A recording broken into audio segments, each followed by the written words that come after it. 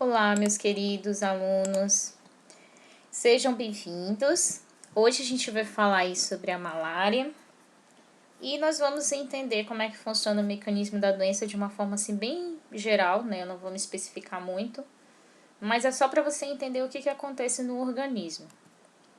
Então, a malária, ela também pode ser chamada de maleita, impaludismo ou cesão. Essa doença é muito comum na região amazônica, como vocês podem observar, né, aqui no mapa,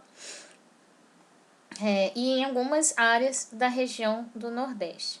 E aí no mapa mostra, né, em verde, algumas áreas, né, aí que, na verdade, há ocorrência dessa doença, principalmente aí em outros continentes ali, né, como o continente africano. Então, a malária é causada pelo plasmódio, que é o nome do protozoário.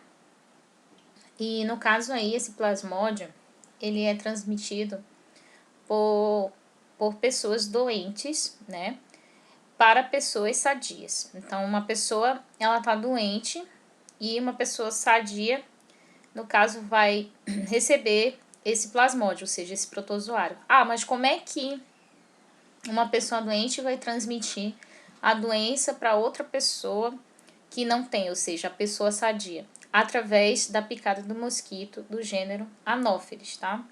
Então, aí no caso, nós temos uma imagem aqui em cima do protozoário, né, aqui em desenvolvimento no sangue de um paciente, e aqui nós temos o Anopheles, que é o mosquito transmissor.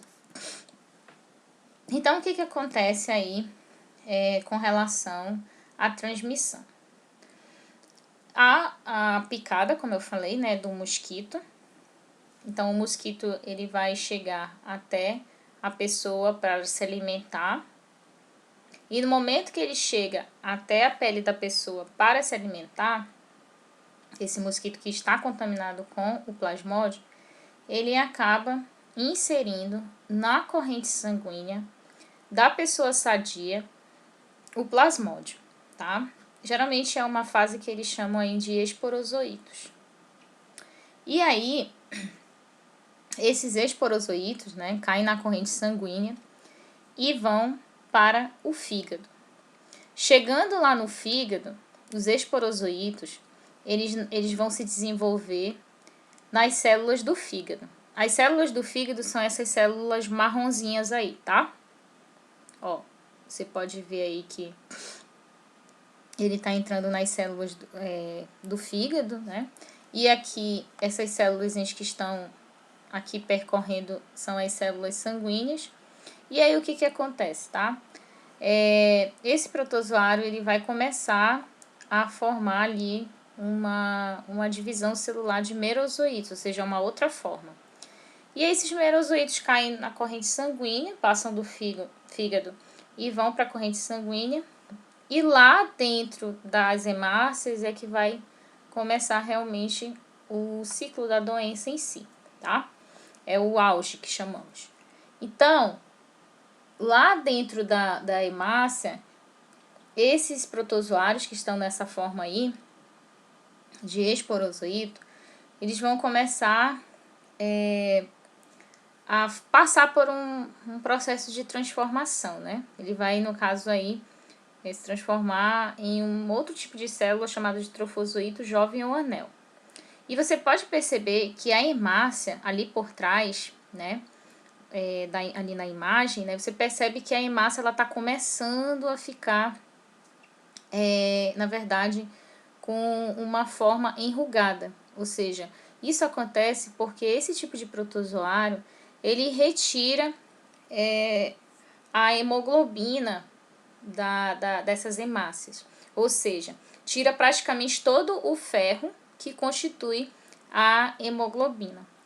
E aí o que acontece, né? Esse protozoário vai se reproduzindo ali dentro da hemácia, né? Como você pode ver. A hemácia, ela começa a ficar cada vez mais fraca e chega um momento que forma um esquizonte, ou seja, formam vários protozoários de uma forma totalmente diferente E aí eles acabam destruindo a hemácia e aí eles vão infectar outras hemácias. Chegando, né, nessas outras hemácias, eles vão fazer o mesmo processo e aí vão destruindo essas hemácias, tá? Então, em geral, a destruição dessas hemácias provoca acessos de febre em intervalos de tempos regulares, tremores, calafrios, anemia e dor de cabeça, tá? E aí no videozinho você viu, né, essa questão da febre.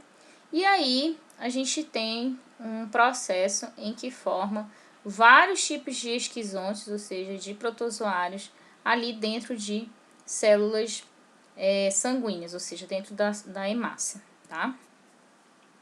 Há medicamentos contra a doença, o tratamento das pessoas com malária ajuda a combater a transmissão da doença, né, a outras pessoas. Mas é fundamental também combater o mosquito transmissor no caso aí, da doença, né, e de suas larvas também. Assim, é importante também a utilização de telas nas portas e janelas, tá? Como você pode ver aqui, para que o mosquito ele não entre na residência. Além de redes protetoras chamadas de mosquiteiros, tá? Que é para proteger principalmente crianças. E, na verdade, utilizar também repelente, aqui não cita, mas é importante a utilização de repelente. E também nós temos aqui nessa imagem a larva aí do mosquito Anopheles. A transmissão ela pode ocorrer através da picada do mosquito, mas também pode ocorrer através de uma transfusão de sangue. Mas, gente, a questão da transfusão de sangue é uma questão segura, tá? A gente tem aí vários exames antes de uma pessoa fazer uma doação. Então, eles fazem toda uma análise daquele sangue e você, no caso, se você for receber uma transfusão sanguínea, você não vai receber um sangue contaminado. Então, é bem difícil. Também pode ocorrer a contaminação através do uso compartilhado de seringas e agulhas contaminadas, e pode ocorrer também a transmissão da mãe para o bebê na hora do parto, caso a mãe esteja com malária. Portanto, não basta combater aí o mosquito transmissor. É preciso também que as populações tenham acesso aos medicamentos, serviços de saúde e saneamento básico, tá? Pessoal, na próxima aula gravada, a gente vai falar aí sobre algas e a gente vai entender toda a importância delas. Eu espero que todos tenham gostado da aula e a gente se vê na próxima.